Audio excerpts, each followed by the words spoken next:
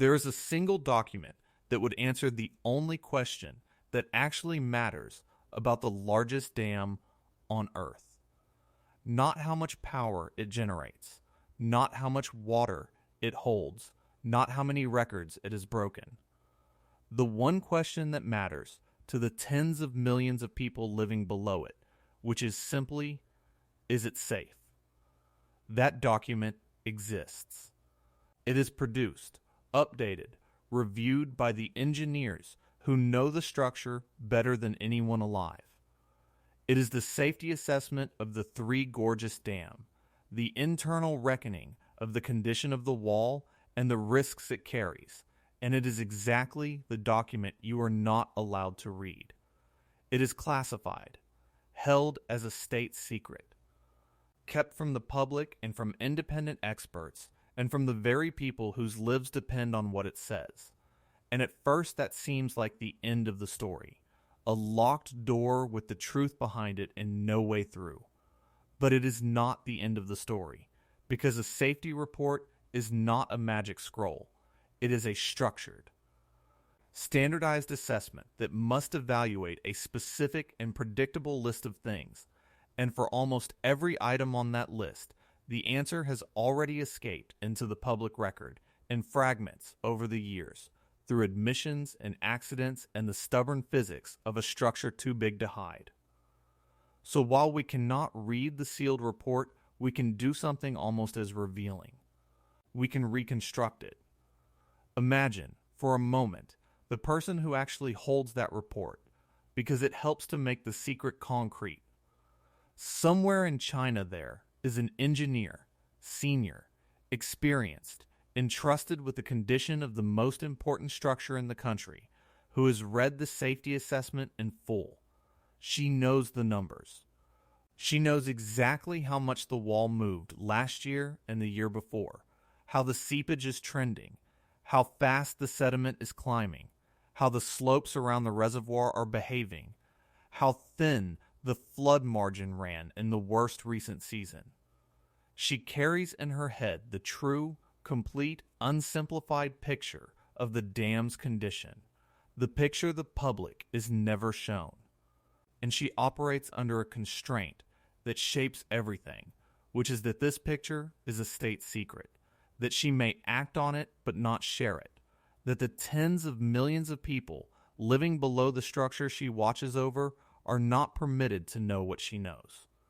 Whatever the report says, reassuring or worrying or, most likely, a careful mixture of both.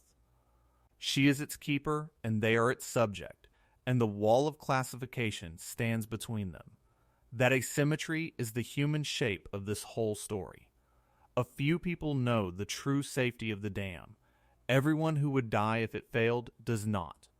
And the only way for the rest of us to approach what she knows is to reconstruct it from the outside, from the fragments that escaped the seal, which is exactly what we are about to do.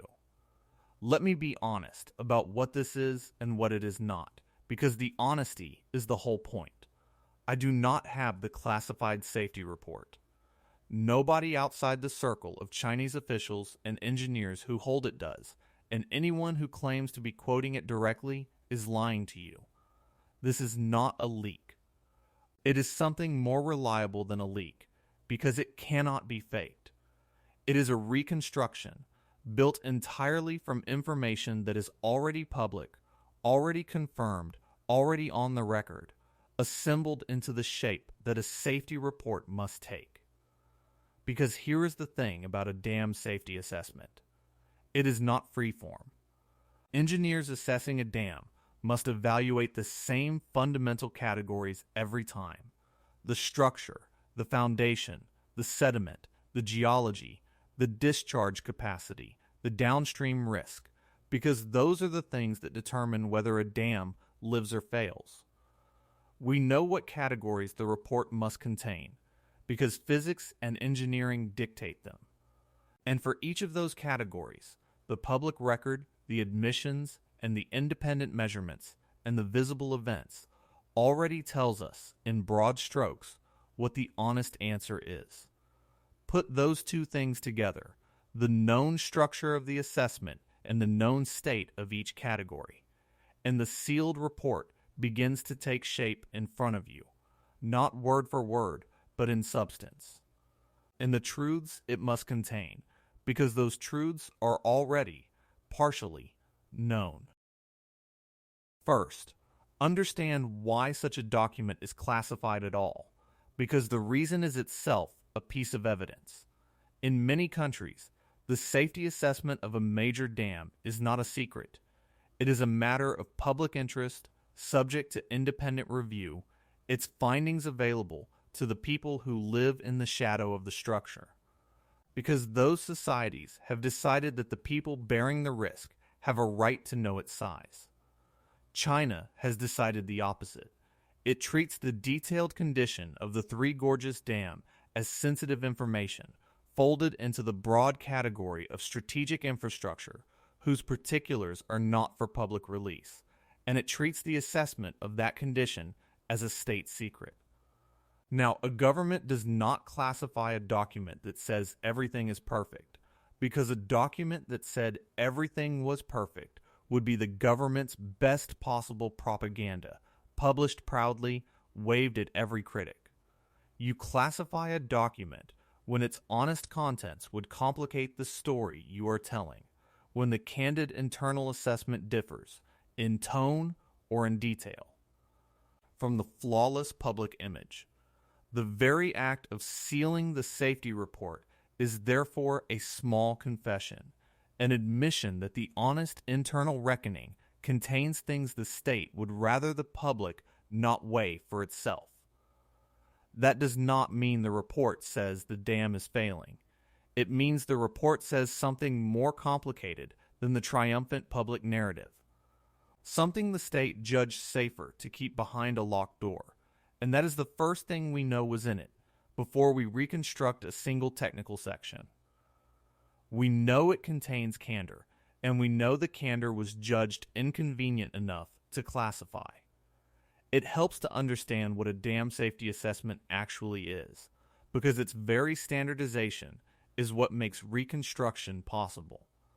Around the world, the safety of large dams is evaluated through a disciplined, repeatable process, not a matter of opinion, but a structured examination of the specific ways a dam can fail.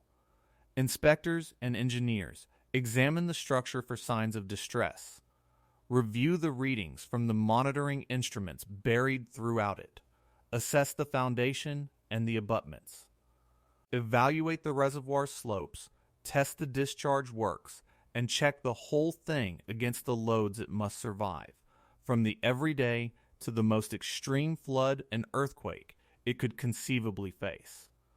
The result is a document that rates the dam's condition and identifies any deficiencies, any trends that bear watching, any actions that must be taken.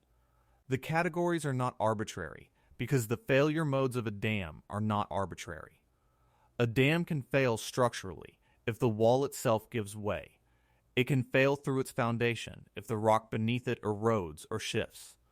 It can be undermined by sediment or by the collapse of the slopes around its reservoir or by an earthquake. Or it can be overwhelmed by a flood too large for its spillways to pass.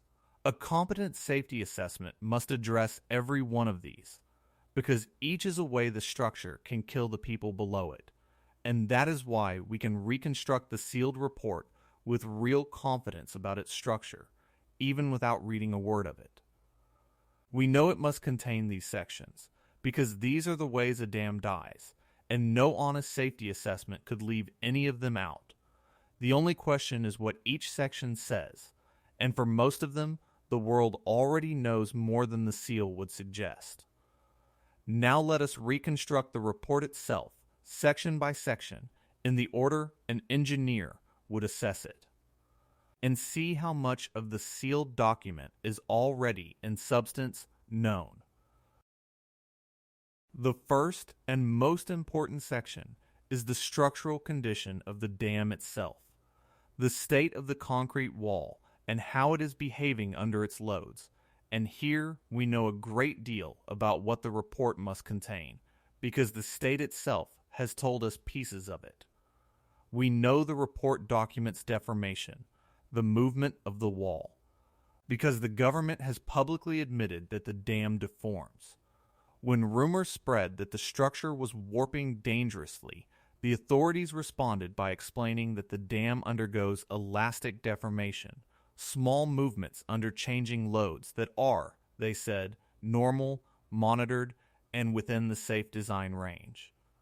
That admission tells us with certainty that the sealed report contains a deformation record, a running account of exactly how much the wall moves, measured by the thousands of sensors embedded in the structure, compared against the design limits. We know, too, that this section addresses cracks, because cracks in the Three Gorges Dam are a matter of public record.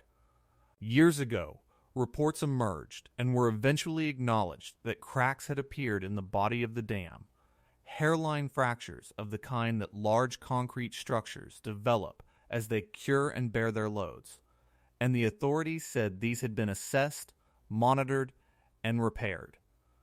So the structural section of the sealed report almost certainly contains an account of those cracks and any others, their locations, their monitoring, their remediation. And we have an independent check on all of this, because scientists outside China have measured the dam's movement from orbit using radar, and what they have generally found is deformation that is real and measurable, but broadly consistent with what a large dam is expected to undergo. So we can reconstruct the structural section with reasonable confidence. It documents a wall that moves, that is cracked and been repaired, that is monitored continuously, and that the operator assesses as remaining within its design limits, an assessment the outside evidence does not contradict, but also cannot fully verify, because the detailed numbers stay sealed. It is worth dwelling on how much that single admission about deformation gives away, because it is a perfect example of how the sealed report leaks through the cracks of the state's own reassurances. When the authorities said, in order to calm the warping rumors, that the dam undergoes elastic deformation within the safe design range, they were not making an offhand remark.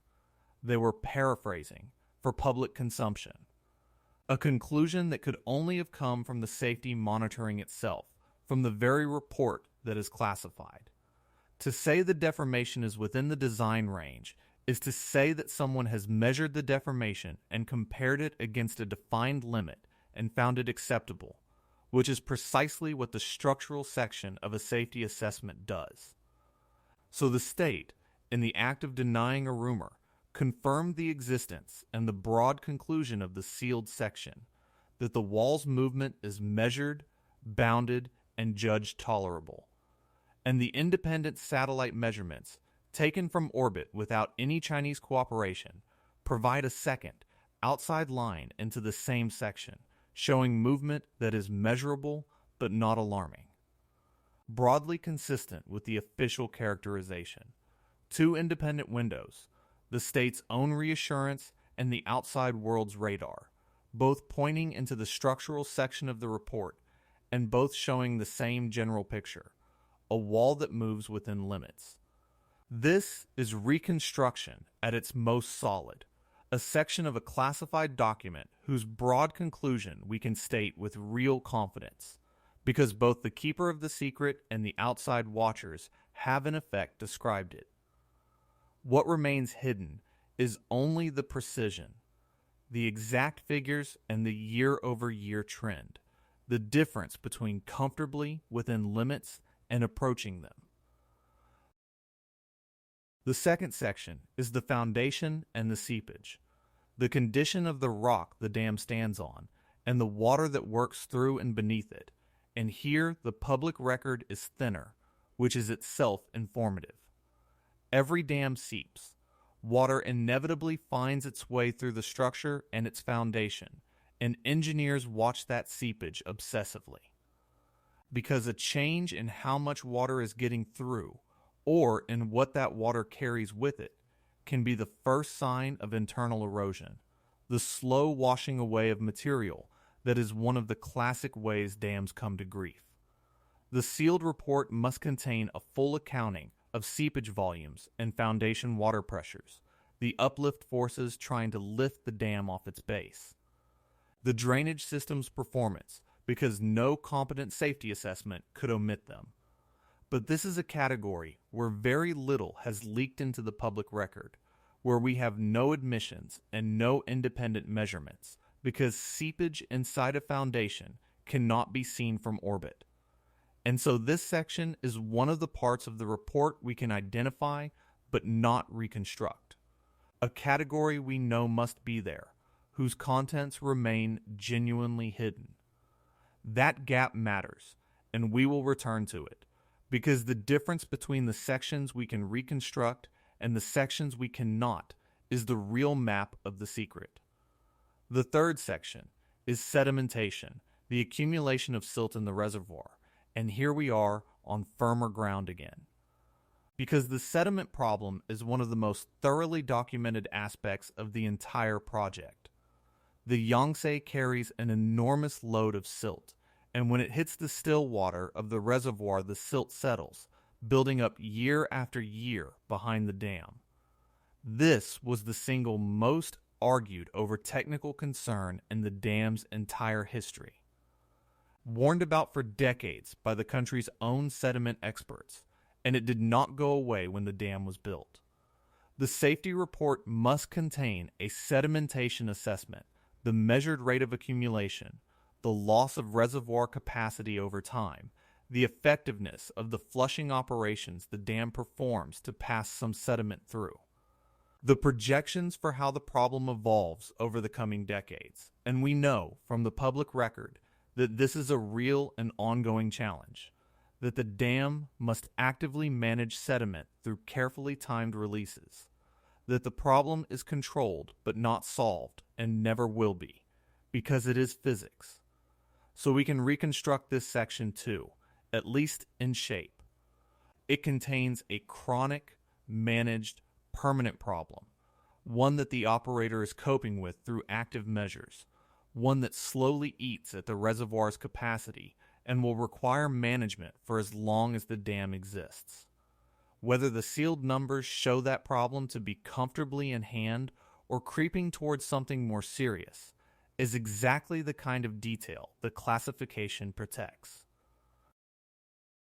The fourth section is geological hazard, the behavior of the land around the reservoir, and this is perhaps the most damning section to reconstruct, because here the state has admitted the most. When the reservoir filled, its immense weight and the constant rising and falling of the water against the newly submerged slopes destabilized the surrounding geology. Landslides increased. Slopes that had stood for millennia, newly soaked and undercut, gave way, sometimes sliding into the reservoir, and the sheer weight of the impounded water pressing on the crust and seeping into faults was associated with an increase in local seismic activity, the phenomenon known as reservoir induced seismicity. We know all of this is real, not from rumor, but from the government's own words. Because in a rare and remarkable official admission, China's highest governing body acknowledged that the project had caused urgent problems, including geological disasters and difficulties that needed to be resolved. That admission is in effect a leaked summary line from the safety assessment, the state conceding in public a category of problem that the sealed report must document in detail. So we can reconstruct the geological section with real confidence. It contains an account of increased landslides around the reservoir, of destabilized slopes requiring monitoring and reinforcement, of induced seismic activity triggered by the reservoir's weight, of an entire region whose geology was altered by the dam and must now be watched. The state has told us this category is troubled. The report is where the trouble is measured.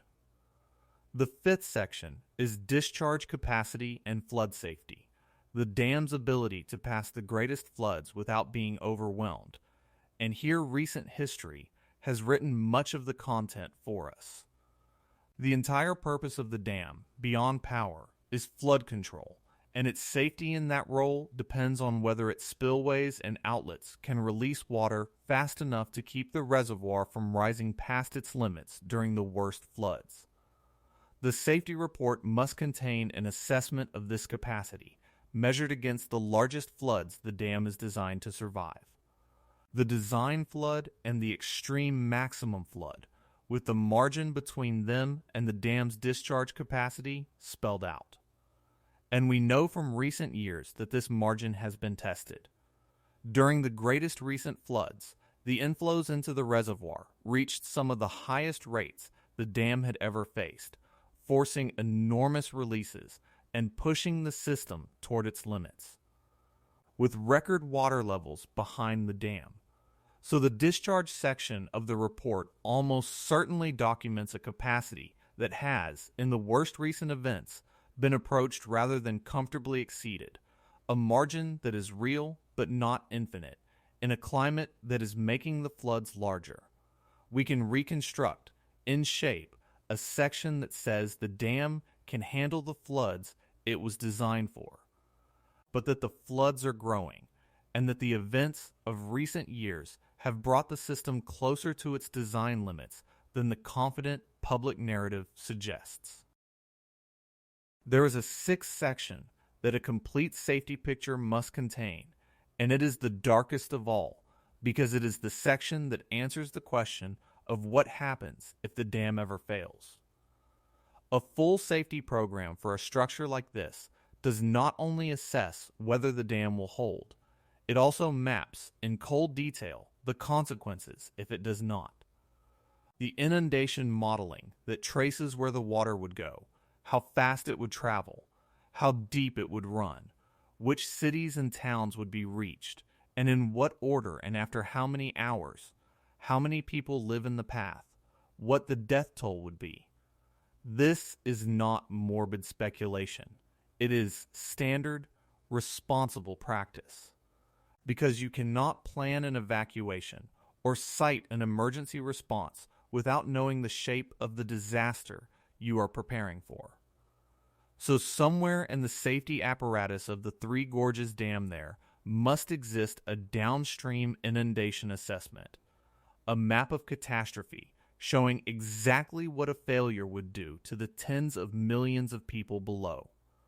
And that assessment is among the most tightly held of all, because a map that shows how many would die if the dam broke is precisely the kind of document a state guarding the dam's flawless image would never release.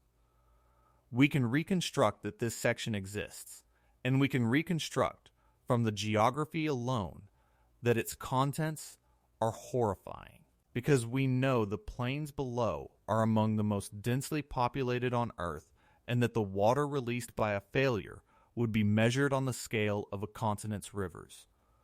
What we cannot see is the specific modeling, the numbers, the timelines, the death tolls, which remain locked away, but the mere certainty that such a section must exist.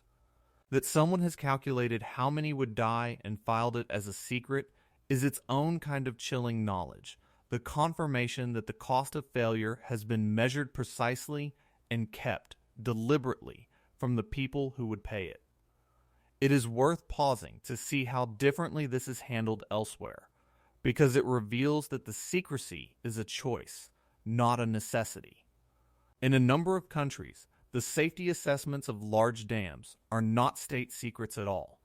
The condition ratings, the inspection findings, the hazard classifications are, to varying degrees, part of the public record, available to the communities downstream, reviewed by regulators who are independent of the dam's operator and empowered to compel disclosure and force repairs.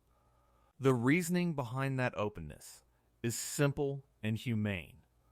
The people who would drown if a dam failed have a direct and legitimate interest in knowing its condition, and an operator grading its own homework with no outside check and no public accountability is not a system that reliably catches problems before they become disasters. This does not mean those systems are perfect, because they are underfunded and imperfect everywhere they exist. But the principle is the opposite of China's, and the contrast strips away any pretense that a dam safety report simply must be secret by its nature. It does not have to be. The Three Gorges assessment could be reviewed independently. Its findings could be shared with the public that lives beneath it. Its problems could be open to the scrutiny that a structure of this consequence demands.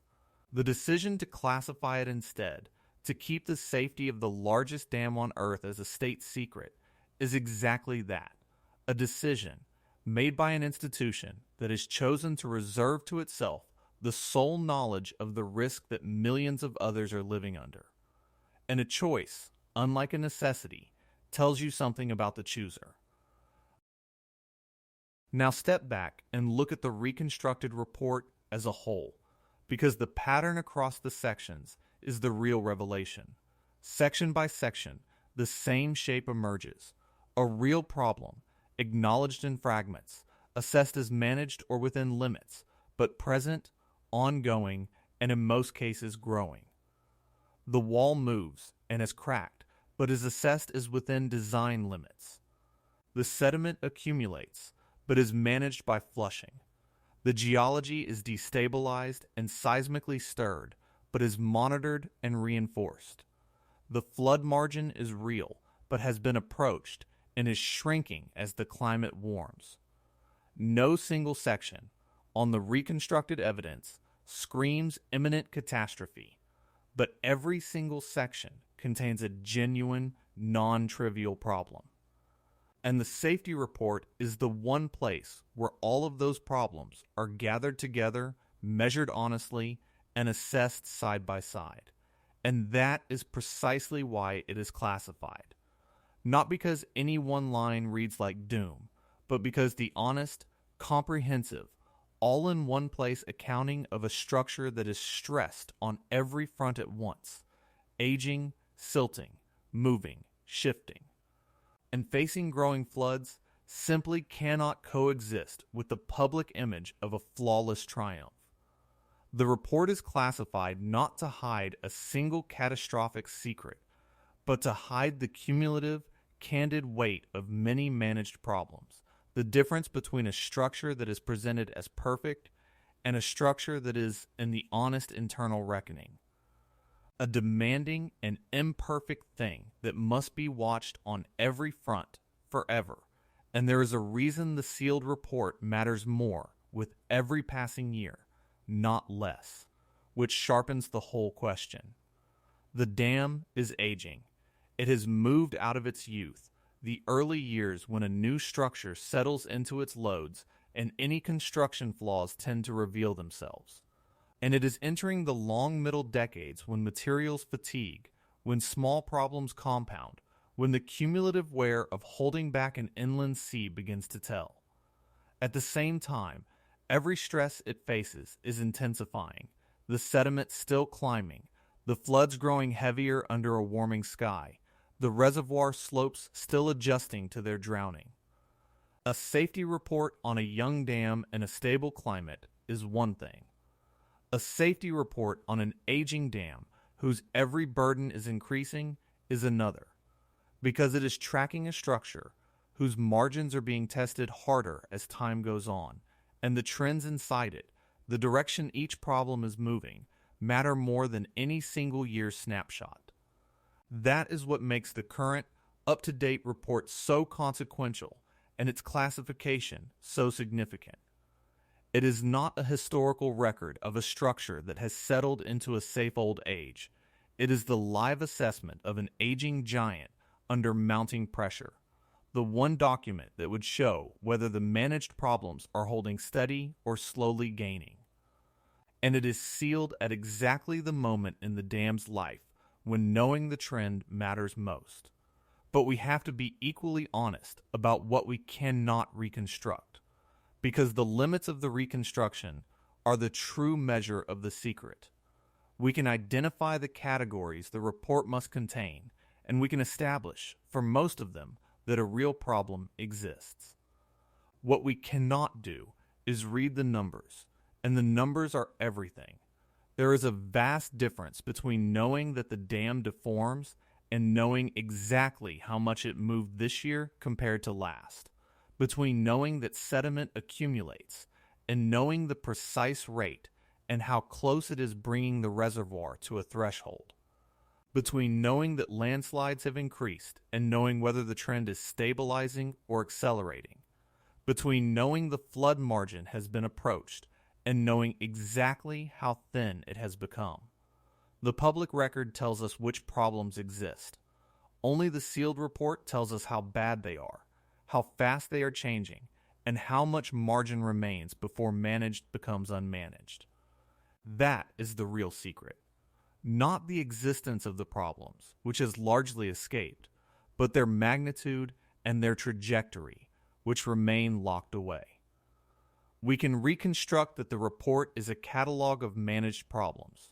We cannot reconstruct whether those problems are comfortably in hand or quietly approaching a limit, and that uncertainty. The gap between knowing a danger exists and knowing how close it is exactly the uncertainty the classification is designed to preserve. And this is the moment to appreciate why a reconstruction like this is, in a strange way, more trustworthy than a leak would be, because it changes how you should weigh everything you have just heard. A leaked document can be forged, planted, altered, taken out of context, or simply misread, and a dramatic claim that someone is quoting the secret report directly should always be met with deep suspicion, because there is no way for you to verify it and every incentive for someone to fake it. A reconstruction has the opposite character. It is built entirely from pieces that are already public and already checkable, the state's own admissions, the peer-reviewed satellite measurements, the acknowledged cracks, the official concession of geological problems, the documented flood records. Every load-bearing claim in the reconstruction can be traced back to something on the open record, which means you do not have to trust me. You can trust the fragments, and the fragments were confirmed by the very government that classified the report or by independent scientists with no stake in the story. That is what makes this method resistant to both of the failure modes that plague this kind of subject. It cannot be dismissed as fabricated doom because it invents nothing, and it cannot be inflated into false certainty because it is scrupulous about the difference between what the fragments establish and what remains genuinely unknown. The reconstruction is humble by design. It claims only what the public record supports, admits freely where the record goes dark, and in doing so arrives at something more durable than any leak, a picture of the sealed report that is built on confirmed ground and honest about its own limits. And so we arrive at what the classification of this report truly means, stripped of both false reassurance and false alarm.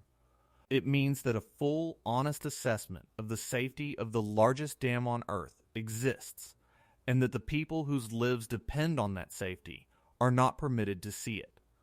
It means that the judgment of their own risk has been taken out of their hands and locked in a room, and that they are asked to trust, without seeing the evidence, that the managed problems are being managed well enough. The reconstruction we have built tells us that this trust is not obviously misplaced, that the dam is probably sound, monitored by capable engineers who assess it as within its limits, and that the outside evidence does not contradict that. But the reconstruction also tells us that the trust is being asked for around a structure that is genuinely stressed on every front, whose problems are real and growing, and whose true margins are hidden precisely where it would matter most to see them. The classified safety report is not on the evidence a suppressed death warrant for the dam. It is something quieter and, in its way, more honest than the public story, a candid ledger of a great and troubled structure, holding both the reassurance that the problems are being watched and the unease that we are not allowed to see how close any of them has come to the edge. Think, finally, about who is on the other side of that locked door, because the classification is not an abstraction to them. Below the dam, along the plains of the lower Yangtze, live tens of millions of people in cities and towns and villages, going about their lives beneath a reservoir holding back a quantity of water that belongs on the scale of a continent. They are the subject of the safety report. Every figure in it, every deformation reading and seepage volume and flood margin is ultimately a statement about them, about whether the wall above their homes will hold.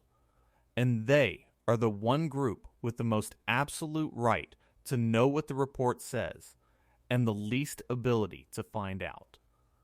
A person living below the dam cannot commission a satellite. They cannot read the peer-reviewed studies or reconstruct the sealed sections from fragments. They are simply asked to live their whole lives and raise their children in the shadow of a structure whose true condition is a secret kept from them by their own government, trusting, because they have no alternative, that the managed problems are being managed and that someone would tell them if they were not. That trust may well be honored. The dam is probably sound, and the engineers who watch it are probably capable and honest. But the people below are being asked to stake everything on a document they cannot see, assessed by people they cannot question, guaranteed by an institution whose reputation depends on the answer being good. The classification does not only hide numbers. It transfers the judgment of millions of people's safety out of their own hands and into a sealed room, and asks them to be grateful for reassurance in place of evidence. That is the human weight of a classified safety report, and no reconstruction, however careful, can give it back to them. So here is what we know was in it, assembled from everything that could not be kept sealed. A structural section documenting a wall that moves and is cracked, monitored and assessed as within its limits. A foundation and seepage section that must exist but whose contents remain genuinely hidden. A sedimentation section describing a chronic, permanent problem managed by constant effort. A geological section, its troubles confirmed by the state's own rare admission, cataloging the landslides and the induced earthquakes the reservoir set in motion. A discharge section describing a flood margin that is real but has been approached and is shrinking. And, darkest of all, an inundation section that must exist. A measured map of how many would die if the wall ever failed, calculated precisely and kept as one of the most closely held secrets of all. And running through all of it, the one quality that guaranteed the whole thing would be sealed, honesty, the candid internal reckoning of a structure that the public is only ever shown as flawless. We cannot read the numbers, but we can read the shape of the document, and the shape tells us that behind the locked door is not a lie and not a bomb, but a truth, a complicated, demanding, uncomfortable truth about a structure carrying the water of a continent above the heads of tens of millions of people, assessed honestly by the few who are allowed to know, and kept deliberately from everyone who is not.